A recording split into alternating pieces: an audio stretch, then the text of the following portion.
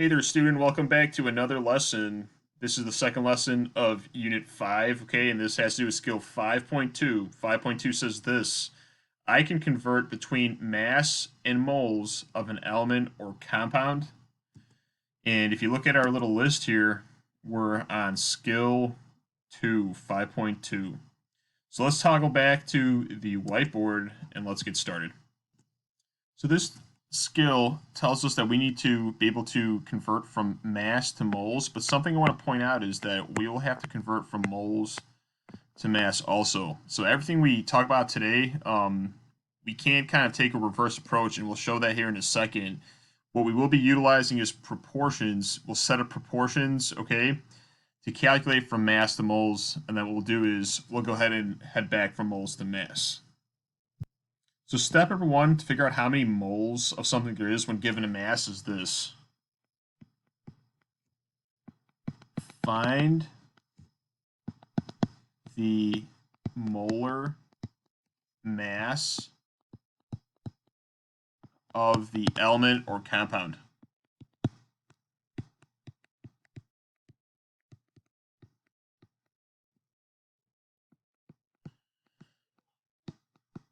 So this is what we did in video 5.1. So if you've not watched that video, definitely look at that. And then number two is set up a proportion, okay? And solve for x.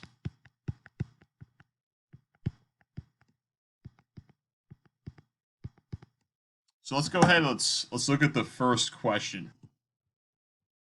So here's what a typical question would read. Calculate how many moles there are in 100 grams of ammonia. And the symbol for ammonia, I'm sorry, for the compound will be NH3. And what they're asking us to do is they want us to convert from mass to moles.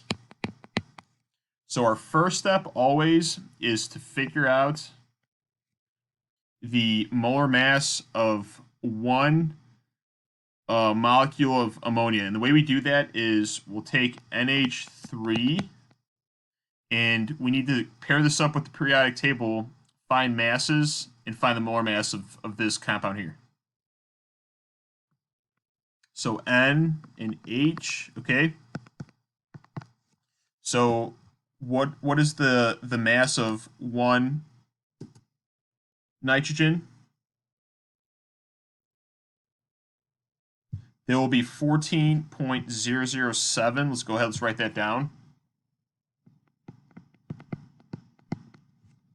And one hydrogen, let's find that.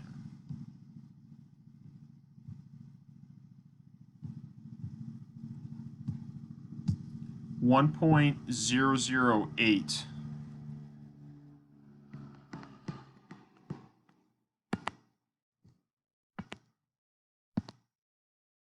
So how many nitrogens do we have? Well, there's only one, so we could just go ahead and kind of our head say we just multiply that by one.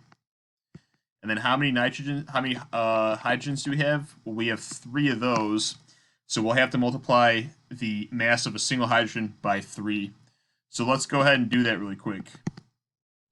This would just be 14.007. So 1 times 1.0, I'm sorry, 3 times 1.008 gives us 3.024. And if I add both of these numbers together, here's what I get.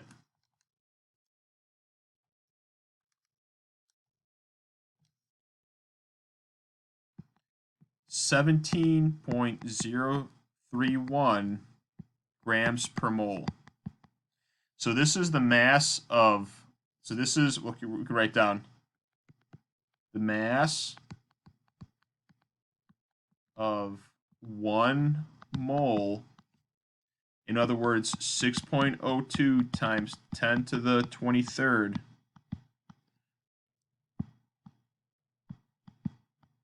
particles of ammonia.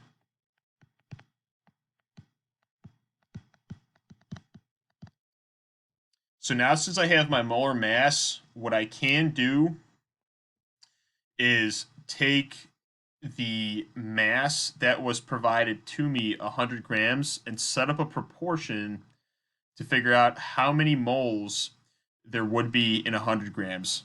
So here's what it's going to look like. Let's set up this proportion here.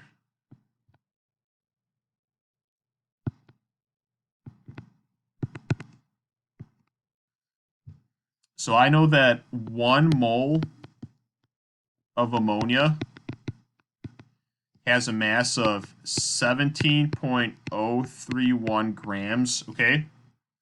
And remember, when I write a proportion, I want to keep units the same on the top and bottom.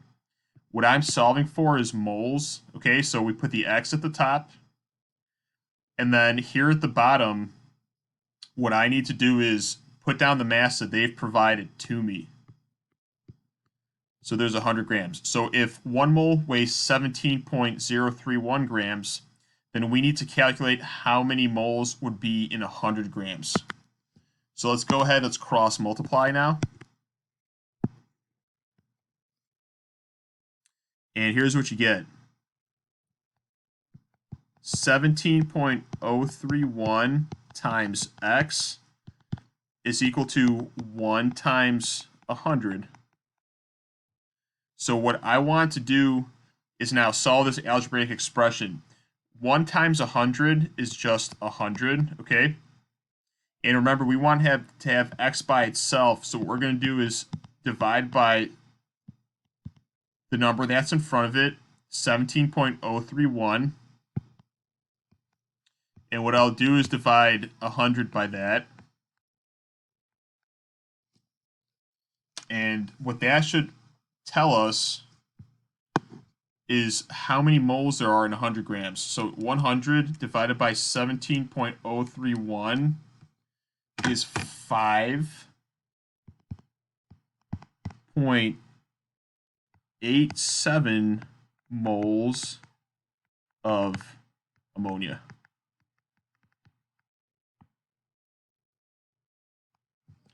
So again, if we're converting from mass to moles, you've been provided a mass. Find the molar mass of the substance that we're dealing with. Then what you need to do is set up a proportion, solve for X, and then X will give you the amount of moles for your answer. So kind of 2 key skills that we've just went through is proportions. Okay, so if you're rusty on proportions, definitely you'll have to brush up on that to get proficient at this. And number 2, if you're rusty with calculating molar masses, the previous video 5.1, I would say go ahead and take a look at it at this point. Otherwise, if you're feeling confident and comfortable, then what we will do is go ahead and move to the second example. So in this example, here's what it reads. It says calculate how much mass there is in 5.5 moles of ammonia. So now what they want us to do is go from moles to a mass. And again, your first step is always do what? Calculate the molar mass. So again, our molar mass of ammonia from the previous question was 17.031 grams per mole. And then what I want to do is, again, set up now a proportion to solve this. So let's set up this next proportion.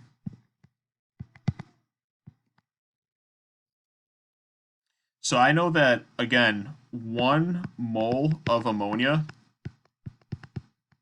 is equal to 17.031 grams. And if I have 5.5 moles of ammonia and I want to find the mass, the X must go into the bottom of the second fraction. So once we have this set up, what we can do again is cross multiply and do some algebra to simply solve for X. And again, what that will give us is the mass of 5.5 moles of ammonia. So let's go ahead and do that. So 1 times X is equal to 5.5 times 17.031. 1 times x is simply x. 5.5 times 17.031 equals 93.67 grams.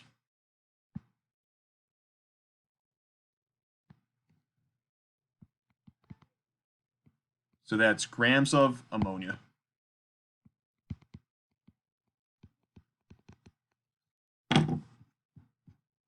So once again, a few skills at play here. Can you calculate a molar mass? Skill 5.1. And can you successfully set up a proportion? If you do those two things, then converting back and forth should not be an issue. And like I said previously, we will have to convert from mass to moles and moles to mass back and forth. So the reason we use the same example is to kind of show you two perspectives, okay? And you could imagine that given any type of element, you could go ahead and do this process. So we use ammonia in today's example, but obviously they will differ and the rules remain the same. Find the molar mass for the element or compound and then set up a proportion, and the x that you solve for out of that proportion will give you your final answer given that you set up that proportion correctly. So if you need more help with this, please email a teacher or contact a teacher as well in class, and we'll be happy to help. And have a great day.